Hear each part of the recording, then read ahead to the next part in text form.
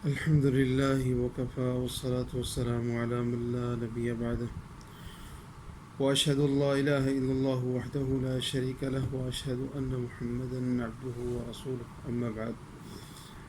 حمد و ثنا اور درود و سلام کے بعد فطرانہ کتنا ہے اور کہاں پہ دیں؟ ایک بہت اہم سوال ہے جو کہ ہر رمضان میں یا رمضان کے آخر پہ اکثر لوگوں کے ذہن میں آتا ہے اور وہ پوچھتے بھی ہیں. تو اس مسئلے کو تھوڑا سا سمجھنا چاہیے. سب سے پہلی بات تو یہ ہے کہ یہ فطرانہ ادا کرنا فرض ہے. صحیح بخاری کی جیسا کہ حدیث ہے، سیدنا عبداللہ ابن عمر رضی اللہ عنہ فرماتے ہیں کہ رسول اللہ صلی اللہ علیہ وسلم نے فطرانہ فرض کیا ہے. فرض رسول اللہ صلی اللہ علیہ وسلم زکوٰۃ الفطر. اور یہی الفاظ سیدنا عبداللہ ابن عباس سے سنن ابی داؤد میں بھی ملتے ہیں اور دیگر روایات میں بھی. اور اس کی حکمت کیا بتائی ہے؟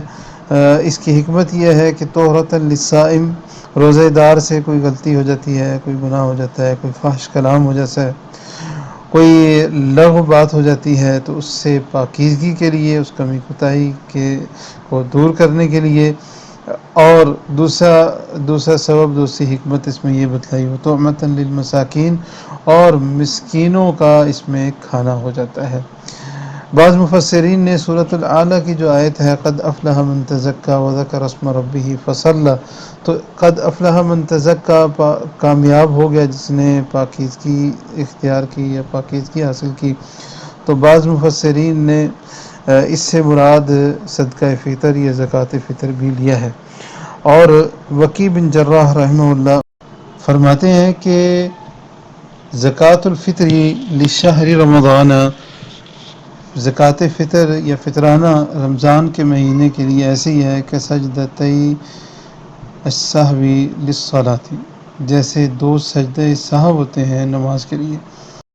تو جو کمی کوتاہی رہ جاتی ہے وہ صدقہ فطر سے پوری ہو جاتی ہے. جیسے نماز میں کوئی بھول چوک ہو جاتی ہے تو وہ سجدہ سہو سے پوری ہو جاتی ہے. کس کس کے اوپر صدقہ فطر دینا واجب ہے؟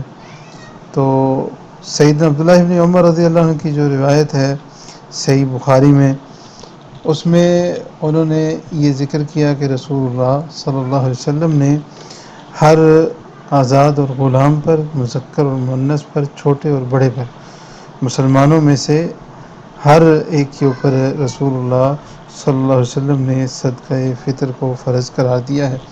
تو گھر کا جو سربراہ ہے وہ اپنے گھر کے تمام افراد کی طرف سے، اسی طرح ابھی تو غلام نہیں ہوتے لیکن جب غلام تھے تو غلاموں کی طرف سے بھی ان کا مالک اور بیوی بچوں کی طرف سے جو گھر کا سربراہ ہے وہی صدقہ فطر اس کے اوپر دینا لازم ہے.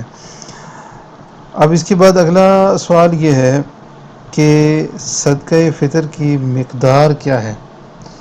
تو بڑی واضح حدیث ہے کہ رسول اللہ صلی اللہ علیہ وسلم نے جو حکم دیا وہ ہے غلے کا 1 صاع بطور صدقہ فطر یا زکوٰۃ فطر دینا.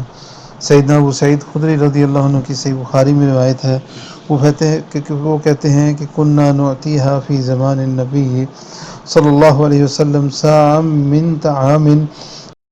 اور یہ 1 صاع کا کتنا وزن ہوگا اس کو سمجھنے کے لیے ایک تو قاموس المحیط عربی لغت کی مشہور کتاب ہے، اس کی عبارت کا ترجمہ سنیں. وہ کہتے ہیں کہ 1 صاع کے 4 مد ہوتے ہیں اور ہر مد 1 رطل اور تہائی رطل ہوتا ہے. تو صاع 5 رطل اور تہائی رطل ہو گیا.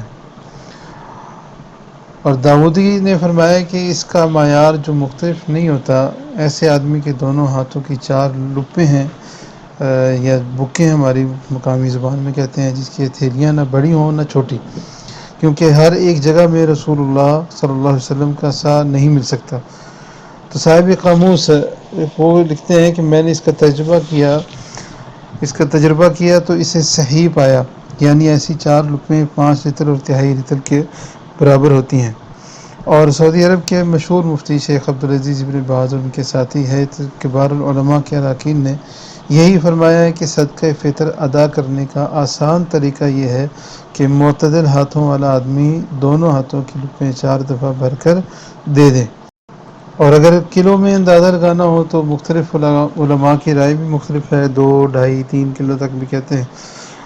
بہرحال ہمارا رجحان اسی طرف ہے کہ 2.5 کلو تک اگر دے دیتے ہیں تو انشاءاللہ صدقہ فطر ادا ہو جائے گا. اب ایک مسئلہ یہ ہے کہ کیا نقد دے سکتے ہیں غلے کی بجائے؟ تو مسنون طریقہ تو یہی ہے کہ غلہ ہی دیا جائے، اور حدیث میں بھی غلے کا ہی ذکر ہے. اور حدیث میں جو اس وقت غلے مشہور تھے یا موجود تھے اس وقت، جیسے کھجور ہے، گندم ہے، جو ہے انہی کا منقع وغیرہ کا ہی حدیث میں ذکر ہے.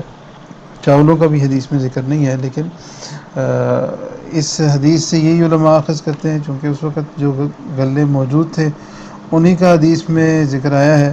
اس کو چاول اتنے معروف نہیں تھے عرب میں، یا اور جو چیزیں نہیں تھیں ان کا نام نہیں ہے. تو اگر غلہ جس ملک کا کوئی اور ہے عام جو استعمال کرتے ہیں جیسے چاول ہے یا کوئی، تو وہ دے سکتے ہیں. لیکن جہاں تک نقد غلے کی بجائے نقد قیمت کا ادا کرنا ہے تو اس میں علماء کا اختلاف ہے. بہت سے علماء یہ کہتے ہیں اور اکثریت اسی پہ ہے کہ نقد نہیں دینا چاہیے بلکہ غلہ ہی دینا چاہیے. یہاں کے سعودیہ کے علماء بھی یہی کہتے ہیں کیونکہ حدیث میں غلے کا ذکر ہے، اس لیے غلہ ہی دینا چاہیے.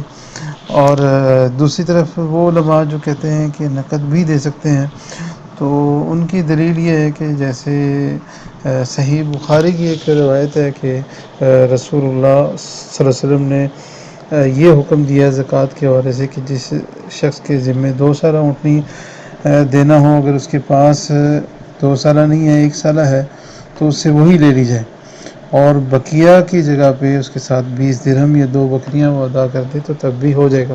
تو اس حدیث سے علماء یہ اخذ کرتے ہیں کہ اگر کسی کے پاس غلہ نہیں ہے تو اس کو خریدنے کی ضرورت نہیں ہے بلکہ اس کے بدلے میں وہ پیسے بھی دے سکتا ہے. جیسے آج کل ضرورت ہے تو اس حوالے سے علماء کے ایک یہ بھی رائے ہے، اور وہ بھی صحیح ہے کہ اگر کسی اور کو اپنی جگہ وکیل بناتے ہیں کہ بھئی تم یہ غلہ لے کے دے دو، جیسے ہم سعودیہ میں ہیں، پاکستان میں دینا چاہتے ہیں تو کسی اپنے عزیز کو، بھائی کو یا کسی اور کو اپنی طرف سے نمائندہ یا وکیل بنا دیتے ہیں کہ وہ خرید کے تو ہماری طرف سے وہ صدقہ فطر مستحق تک پہنچا دیتا ہے. تو ایسا کرنا بھی صحیح ہے. واللہ عالم بالصواب. اب اگلا مسئلہ یہ ہے کہ صدقہ فطر کن لوگوں کو دیا جائے؟ تو حدیث کے جیسے الفاظ ہے تو متن للمساکین، تو مسکینوں میں ہی تقسیم کرنا چاہیے. اور رسول اللہ صلی اللہ علیہ وسلم کا صحیح بخاری میں فرمان ہے لیس المسکین الذی یطوف علی الناس، مسکین وہ نہیں ہے جو لوگوں پہ پھرتا رہتا ہے اور 1 لقمہ یا 2 لقمے، 1 کھجور یا 2 کھجور اس کو لٹا دیتی ہے، بلکہ ولکن المسکین الذی لا یجد غنی یغنیہ، کہ مسکین تو وہ ہے کہ جس کے پاس اتنا غنا نہیں ہے، اتنا غنی وہ نہیں ہے کہ اس کی ضرورت پوری ہو، اور نہ ہی وہ کسی سے مانگتا ہے، اور لوگوں کو اس کے بارے میں صحیح پتہ بھی نہیں چلتا. تو ایسا بندہ ڈھونڈ کے اس کو دینا چاہیے جو سوال نہیں کرتا لیکن ضرورت مند بھی ہے. تو ایسے بہت سارے لوگ سفید پوش ہیں. لوگ اکثر یہی کرتے ہیں کہ جو مانگنے والے ہیں ان کو فطرانہ دے دیتے ہیں، تو ایسا کرنا مناسب نہیں ہے، بلکہ مستحق بندے کو ڈھونڈ کے اپنے دائیں بائیں دیکھیں. پڑوس میں، قریبی عزیزوں میں ایسے لوگ ہوں گے ضرور کہ جن کی ضرورت ہے لیکن وہ مانگ نہیں پاتے، تو ایسے مستحقوں تک فطرانہ پہنچانا چاہیے. اور حدیث کا جو مقصد ہے وہ بھی حکمت بھی سمجھنی چاہیے کہ مسکین آدمی جس کے پاس عید کے دن میں بھی کچھ کھانے پینے کے لیے نہیں ہے تو اس کا کھانا کم از کم مسلمانوں کی خوشی میں وہ شریک ہو جائے. یہاں پہ ایک مسئلہ یہ بھی سمجھ لینا چاہیے کہ صدقہ فطر تقسیم بھی کر سکتے ہیں، جمع کر کے بھی تقسیم کر سکتے ہیں ایک جگہ پہ، جیسا کہ حضرت ابو ہریرہ رضی اللہ عنہ والی مشہور روایت ہے کہ رسول اللہ صلی اللہ علیہ وسلم کے پاس زکوٰۃ الفطر جمع ہوئی تو آپ علیہ الصلوۃ والسلام نے حضرت ابو ہریرہ کو اس کا محافظ یا نگران یا حارس مقرر کیا. وہ شیطان ان کے پاس آیا، ایک دن انسان کی شکل میں آیا، دوسرے دن اور پھر اس نے آیت کرسی بتائی. تو وہ مشہور حدیث ہے. تو اس حدیث سے ہم یہی مسئلہ اخذ کر رہے ہیں کہ اکٹھا کر کے بھی دینا بالکل صحیح ہے. اب ایک اہم مسئلہ یہ بھی ہے جو اکثر ساتھی سوال کرتے ہیں کہ کہاں پہ دیا جائے صدقہ فطر، کس جگہ پہ دینا چاہیے، کیا اپنے ملک میں دے سکتے ہیں یا نہیں. تو اس کے لیے ایک سادہ سا اصول ہے.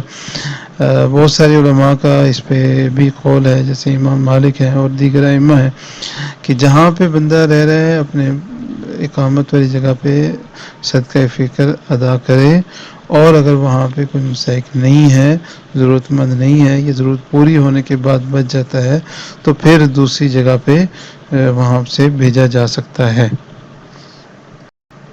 تو جو آدمی یہاں پہ سعودیہ میں ہے یا کسی اور دوسرے ملک میں ہے، اس کی فیملی پاکستان میں، انڈیا میں، بنگلہ دیش میں ہے، جہاں جس بھی ملک میں وہ رہتے ہیں، تو اس کی فیملی اس کے یہیں جہاں پہ وہ رہتا ہے یہیں کے حساب سے کسی مستحق تک پہنچا دیتے ہیں، تو اس کی طرف سے یہ صدقہ فطر ادا ہو جائے گا. واللہ عالم بالصواب.